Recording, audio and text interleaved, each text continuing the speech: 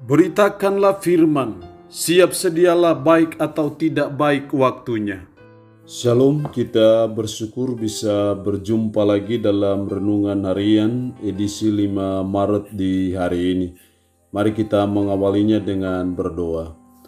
Bapa di surga, puji syukur pagi hari ini kami naikkan kepadamu ya Tuhan, karena berkat pertolongan, perlindungan dan penyertaan Tuhan saja, sehingga kami boleh beristirahat dengan baik, kami boleh melalui malam yang ada. Dan kami bersyukur oleh kemurahan Tuhan, Engkau bangunkan kami pagi hari ini dengan tubuh yang sehat, dengan kekuatan yang baru, dengan nafas hidup yang Tuhan anugerahkan. Kami mau mengawali seluruh aktivitas kami sepanjang hari ini dengan membaca dan merenungkan sebagian dari firman-Mu. Karena itu hamba berdoa, Roh-Mu yang kudus tolonglah kami, urapilah dan berkatilah kami dengan kebenaran firman-Mu di pagi hari ini. Dalam nama Tuhan Yesus Kristus kami berdoa. Amin. Nats firman Allah yang menjadi perenungan kita bersama di hari ini, saya ambil dari Kolose pasalnya yang kedua, ayat 6 sampai dengan ayatnya yang ke-7. Firman Allah berkata demikian, kepenuhan hidup dalam Kristus. Kamu telah menerima Kristus Yesus Tuhan kita. Karena itu hendaklah hidupmu tetap di dalam Dia. Hendaklah kamu berakar di dalam Dia dan dibangun di atas Dia. Hendaklah kamu bertambah teguh dalam iman yang telah diajarkan kepadamu, dan hendaklah hatimu melimpah dengan syukur. Demikian sabda firman Allah di pagi hari ini, yang intinya mengajar kita untuk hidup tetap di dalam Kristus. Ayat 6, kamu telah menerima Kristus Yesus Tuhan kita. Karena itu hendaklah hidupmu tetap di dalam Dia. Hendaknya sebagai umat, sebagai orang yang telah menerima Kristus sebagai Tuhan dan penyelamat kita, yang sudah percaya dan beriman kepada Kristus, firman Allah pagi hari ini mengajar kita supaya hidup kita tetap di dalam Kristus. Sekali kita percaya kepada Kristus, seterusnya dan selamanya kita tetap di dalam Kristus. Hendaknya sebagai umat, sebagai orang percaya, sekali kita beriman kepada Kristus, seterusnya dan sampai selama-lamanya, sampai hayat di kandung badan, kita tetap di dalam Kristus, kita tetap beriman kepada Kristus. Nah, supaya saudara dan saya bisa tetap di dalam Kristus, maka ada 3 hal yang harus saudara dan saya lakukan, yang dituntut dari saudara dan saya. Ayat 6, ayat 7 bagian A, hendaklah kamu berakar di dalam Dia. Jadi hal yang pertama supaya hidup kita tetap di dalam Kristus, supaya hidup kita tetap bersama-sama dengan Kristus, bergaul karib akrab dengan Kristus, maka yang pertama kita harus berakar di dalam Kristus. Suatu pohon itu akan kuat ketika dia berakar. Kita kuat di dalam Kristus, kita bisa tetap hidup di dalam Kristus kalau kita berakar di dalam Kristus. Lalu apa yang dimaksud berakar di dalam Kristus? Sebenarnya berakar di dalam Kristus sama dengan artinya mengerti firman atau berakar di dalam firman. Berakar di dalam firman artinya bahwa kita memahami firman, mengetahui firman itu secara baik, secara benar, secara komprehensif. Maka itu yang dimaksud dengan kita berakar di dalam firman. Berakar di dalam firman sama artinya dengan berakar di dalam Kristus. Ketika saudara dan saya mau tetap hidup di dalam Kristus, maka kita harus berakar di dalam Kristus, kita harus berakar di dalam firman, memahami firman secara baik dan benar, secara komprehensif. Dan supaya kita berakar di dalam firman, maka kita harus membaca firman, menyelidiki firman, merenungkan firman, membagikan firman, dan melakukan firman itu dalam kehidupan kita sehari-hari.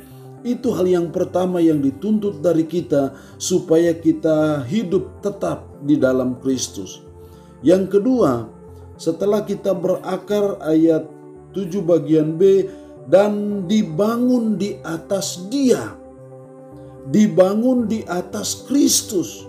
Supaya kita tetap hidup di dalam Kristus, maka kita harus dibangun di atas Kristus. Apa maksudnya dibangun di atas Kristus? Hendaknya kebenaran-kebenaran firman yang sama artinya juga dengan kebenaran-kebenaran Kristus itu hendaknya kita hidupi dalam hidup kita sehari-hari. Hendaknya kita berusaha untuk menerapkannya, melakukannya dalam hidup kita sehari-hari, sehingga kita bertindak tanduk sesuai dengan firman, kita berpikir sesuai dengan firman, kita berkelakuan sesuai dengan firman Tuhan, maka kita sedang dibangun di atas firman atau kita dibangun di atas Kristus. Tapi ketika kita sudah berakar di dalam Kristus dan kita tidak melakukan apa yang Kristus mau dari firman, maka itu artinya kita tidak dibangun. Oleh karena itu, hal yang kedua yang dituntut dari kita supaya kita hidup tetap di dalam Kristus, kita harus dibangun di atas Kristus. Firman Tuhan itu selalu menjadi sandaran hidup kita. Firman itu selalu menjadi pegangan, patokan dalam hidup kita. Sehingga seluruh kehidupan kita dijiwai, dikuasai oleh kebenaran firman. Seluruh aspek totalitas kehidupan kita, gaya hidup kita, tindak tanduk hidup kita, semua berdasarkan firman. Kalau hal itu yang terjadi, itu yang dimaksud dengan dibangun di atas Dia, di atas Kristus. Kalau kita dibangun di atas Kristus, maka itu yang membuat kita bisa hidup tetap di dalam Kristus. Jadi hal yang kedua supaya kita hidup tetap di dalam Kristus, yang kedua kita harus dibangun di atas Kristus. Yang ketiga, supaya kita hidup tetap di dalam Kristus, ayat 7 bagian B, hendaklah kamu bertambah teguh dalam iman yang telah diajarkan kepadamu. Jadi hal yang ketiga setelah kita berakar, setelah kita dibangun, yang ketiga hendaklah kamu bertambah teguh dalam iman. Jadi hal yang ketiga yang dituntut dari kita adalah bertambah teguh dalam iman. Jangan hanya tetap dalam iman, tapi bertambah teguh. Artinya bahwa iman kita itu harus selalu di-upgrade. Iman kita itu harus selalu bertumbuh. Iman kita itu selalu bertambah teguh dalam iman kita kepada Kristus, supaya kita bisa hidup tetap di dalam Kristus. Jadi hal yang ketiga supaya kita hidup tetap di dalam Kristus, maka kita harus bertambah teguh dalam iman kita kepada Kristus. Supaya kita bertambah teguh dalam iman kita kepada Kristus, maka kita harus selalu hidup sesuai dengan firman, melakukan firman itu dalam kehidupan kita sehari-hari. Sehingga iman kita mantap, iman kita teguh, tidak pernah tergoyahkan oleh siapapun, oleh apapun juga dalam hidup kita. Iman kita mantap kepada Yesus Kristus.